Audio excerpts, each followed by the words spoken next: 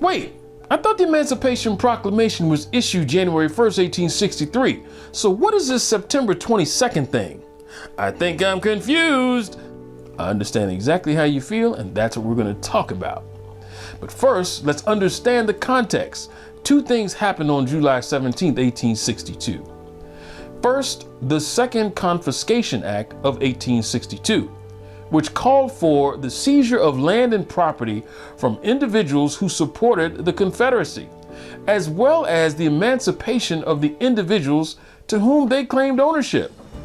It did not, however, include areas already under Union control. It also pointed out that persons in the act of rebellion, or anyone aiding and abetting persons in the act of rebellion, could run the risk of being convicted of treason, which could lead to imprisonment, fines, or execution. Second, the Militia Act of 1862, which allowed African Americans to serve in the militias as war laborers and as non-combatant soldiers. The Militia Act of 1792 only permitted white male citizens to participate in the militias. But by the summer of 1862, allowing blacks to fight in the Union Army was a hot topic. Mr. Douglas was like, I tried to tell you that there is a source of black men who are willing to fight, but you just don't listen. While the idea to use African Americans as laborers was generally accepted in Congress, the employment of blacks as soldiers was not. Wait a minute, what about my Second Amendment right? My right to bear arms? That wasn't intended for black folk.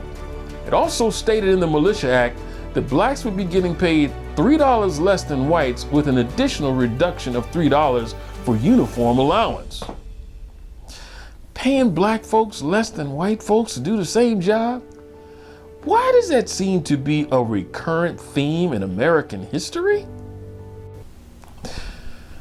However, by June 15, 1864, Congress deleted that portion of the Militia Act and granted equal pay for all black soldiers.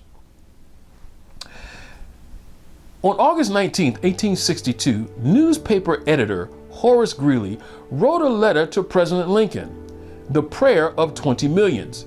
He published it in his newspaper, The Tribune, on the very next day.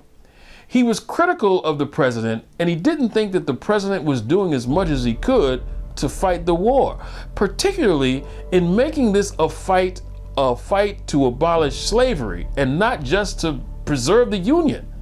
Mr. Lincoln responded to Mr. Greeley. He wrote, "My paramount object in this struggle is to save the Union, and it is not either to save or to destroy slavery. If I could save the Union without freeing any slave, I would do it. And if I could save it by freeing all the slaves, I would do it. And if I could save it by freeing some and leaving others, I would also do that. What I do about slavery and the colored race, I do because it helps to save the Union. And what I forbear because I do not believe it would help to save the Union." Mr. Lincoln tried to be careful about this matter because he didn't want to alienate the border states, which included Delaware, Maryland, Missouri, and Kentucky, and by 1863, the new state of West Virginia. Washington, D.C. was between the Confederate state of Virginia and Maryland, and a large amount of war materials for the Union Army came from the border states. Losing them could be a disaster.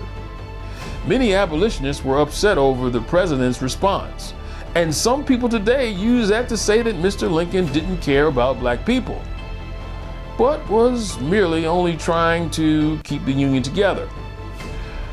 But what some people didn't know at the time, and what some people still don't know today, is that Mr. Lincoln, who spent his summers at the old Soldiers' Home, which is just 3 miles north of the White House, had already written his Preliminary Emancipation Proclamation, but was advised by his cabinet that he should wait until there was a major Union victory on the battlefield before he released it. Ever since the First Battle of Manassas, as overwhelming favorites, the Army of the Potomac had been embarrassing itself. It was one abysmal performance after another. I wonder what would the great coach Vince Lombardi would say to the Union Army if he was standing out there. What the hell's going on out here? Yeah, that's just about what he would have said. The Battle of Antietam was the bloodiest day in U.S. military history. 25% casualties for the Union, 31% casualties for the Confederacy. However, it was good enough to declare a Union victory. 5 days later, Mr. Lincoln issued his Preliminary Emancipation Proclamation, and he told the Confederacy they had 100 days to come back to the Union and everything would be just as it was. But if they didn't, the individuals to whom they claimed ownership over would be thenceforth and forever free. When Lincoln did issue the Preliminary Emancipation Proclamation on September 22nd, Horace Greeley hailed it as a great boon of freedom. Would the Confederacy come back by January 1st, 1863? We'll discuss that later.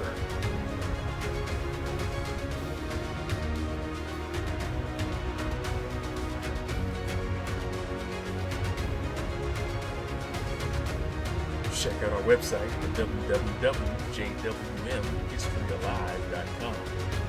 You can also find us on Facebook, Instagram, and Twitter. And if you want more films, you can subscribe to our YouTube channel at John W. McCaskill. This is John W. McCaskill, History Alive.